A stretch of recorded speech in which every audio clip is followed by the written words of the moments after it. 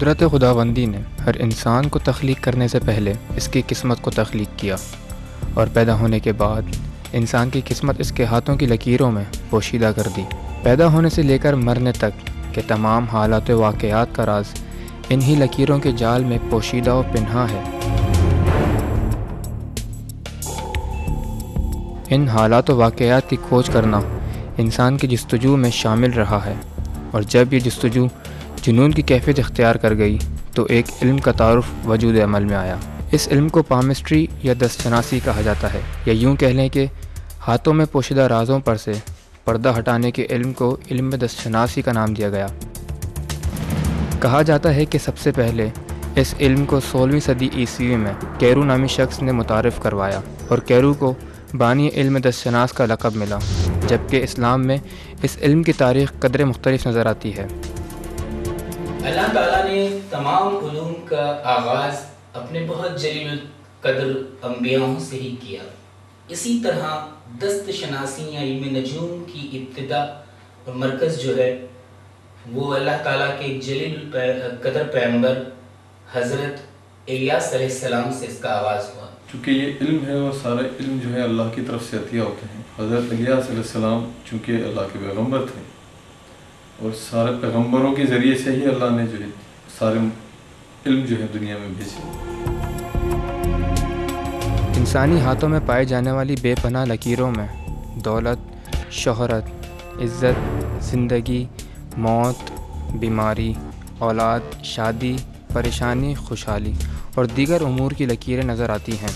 دیکھنا یہ ہے کہ آیا اس علم کا تعلق اسلام سے کس حد تک ہے، کیونکہ کہا جاتا ہے کہ غیب کا علم صرف اللہ تعالیٰ کے پاس ہے۔ ایک حقیقت جو ہر انسان کو ماننی چاہیے اور سمجھنی چاہیے کہ ہر علم ذات خدا کی جانب سے ضرور ہے، لیکن عالم الغیب صرف اللہ تعالیٰ کی ذات ہے۔ کہ لوگ جو ہے اللہ کی وحدانیت اور اللہ کی جو حاکمیت ہے دنیا پہ، اور اس کی جو دسترس ہے سارے اعمال پہ اور آنے والی دنیا پہ اور آنے والے وقتوں پہ، اس کی طرف سے ان کا جو عقیدہ وہ کمزور ہونے لگا۔ چونکہ ایز اے مسلمان اور ایز اے مسلم ہمارا عقیدہ صرف یہ ہے کہ غیبت کا علم صرف اللہ کو ہے یا اس کے پیغمبر کو۔ موجودہ زمانے کو سائنس اور ٹیکنالوجی کا دور کہا اور مانا جاتا ہے، جہاں ہر بات کو، ہر علم کو سائنٹیفک نقطہ نظر پر ہی پرکھا جاتا ہے۔ ہر اس بات کو تسلیم کیا جاتا ہے جو دلائل پر مبنی ہو یا حقائق کو واضح کرتے ہوں۔ کیا علم دست شناس بھی حقائق پر مبنی ہے یا محض قیاس آرائیاں؟ علم دست شناسی، ہاتھوں کی لکیروں کا علم، حقیقتاً پیشن گوئی اور اندازے کا علم ہے۔ اندازے اور پیشن گوئی کا اب کوئی معیار نہیں، کوئی ناپنے کے لیے کوئی معیار نہیں ہے۔ ایک بات ہے کہ آپ اپنے علوم، مشاہدات، نظریات اور اس علم کے لیے جو سائنٹیفک طریقہ کار ہیں ان کو مد نظر رکھتے ہوئے آپ جو ہاتھ دیکھتے ہیں کسی کا، اور ان لکیروں سے آپ جو فیصلہ کرتے ہیں اور جو بیان کرتے ہیں، وہ محض ایک اندازہ ہے۔ انسانی اندازہ 50% بھی درست ہو سکتا ہے، 75% بھی درست ہو سکتا ہے، اور 90% بھی۔ اس علم میں صرف انسان جو ہے مستقبل کے بارے میں کچھ اشارات یا کچھ تفصیلات بتا دیتا ہے، اس میں سے کچھ باتیں ٹھیک ہوتی ہیں، کچھ جو ہے وہ نہیں ہو پاتی ہیں۔ اب جتنی بھی ٹھیک ہوتی ہیں، اگر ایک بات بھی کسی نے کہی اور وہ ٹھیک ہو گئی تو لوگ اس کی طرف راغب ہو جاتے ہیں کہ یار یہ دیکھو یہ کہا تھا، جبکہ اس نے ہو سکتا ہے کہ اس سے ایسی پتہ نہیں کتنی باتیں کہی ہوں اور جو نہیں صحیح ہوئی۔ یہ صرف اندازے کا ایک علم ہے۔ پامسٹری کا جہاں تک تعلق ہے تو چونکہ اس میں ایسی باتیں کی جاتی ہیں کہ جس میں انسان کے مستقبل کے بارے میں پیشن گوئی ہوتی ہے، اور پیشن گوئی کے بارے میں یہ فرض کر لیا گیا ہے کہ ہاتھ کی لکیریں ہمیں بیان کر رہی ہیں، تو یہ بات اسلام کی تعلیمات کے مطابق نہیں ہے۔ قیاس آرائیوں اور قیافہ آرائیوں پر مبنی اس علم کی اسلام میں کیا حیثیت اور اہمیت ہے؟ کیا اسلام میں اس علم کو جائز قرار دیا ہے؟ اسلام اس کو بالکل منع کرتا ہے۔ رسول صلی اللہ علیہ وسلم کے زمانے میں جب اس علم کے بارے میں بہت زیادہ شور و چرچا تھا اور لوگ اسی طرف بہت زیادہ مائل تھے، تو اس وقت انہوں نے اس کو ممنوع قرار دے دیا۔ اس کا اسلام سے کوئی تعلق ہی نہیں ہے، نہ قرآن کریم میں اس کا کہیں تذکرہ ہے، نہ کسی حدیث میں ایسی کوئی بات ہے کہ انسان की किस्मत या उसकी तारीख़ या उसका मुस्तक़बिल उसके हाथ में या उसके हाथ की लकीरों में लिखा हुआ है, ऐसी कोई बात कुरान से या हदीस से बिल्कुल साबित नहीं है।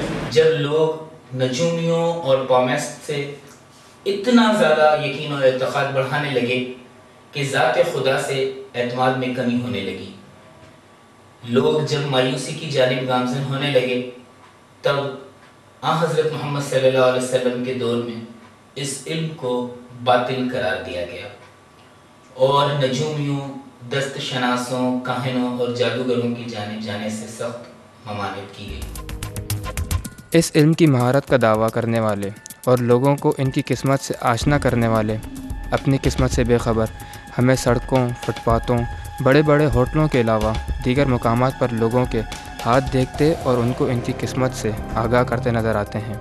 इन चीज़ों के पेश नज़र हमें माशरे में दो किस्म के अफराद नज़र आते हैं। एक वो जो हालात से परेशान होकर या मुहिज अपने जस्तजू की खातिर इन 10 शनासों से हाथ दिखाते नज़र आते हैं, जबकि दूसरे तबके के मुताबिक ये सिर्फ लोगों को पागल बनाने के तरीके हैं।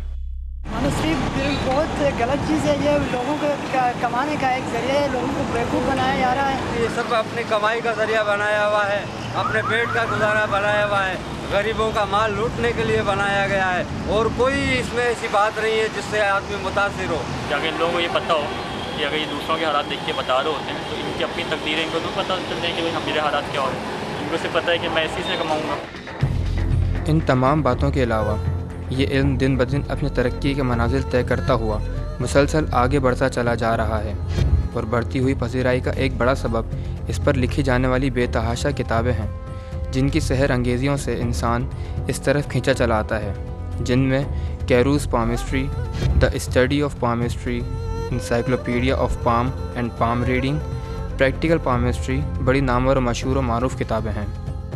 इस बात से कतई इनकार मुमकिन नहीं कि इंसानी हाथ में इसकी तकदीर पोशीदा है, लेकिन इस तकदीर को पहले से जानने के बाद लोगों का अपनी मेहनत व काविशों या अपनी ज़ात पर भरोसा ना करना इनकी ज़िंदगी में बेराह रवी की जानिब बढ़ता हुआ एक ऐसा कदम है जो इनको सारी ज़िंदगी के लिए मफलूज बना देता है।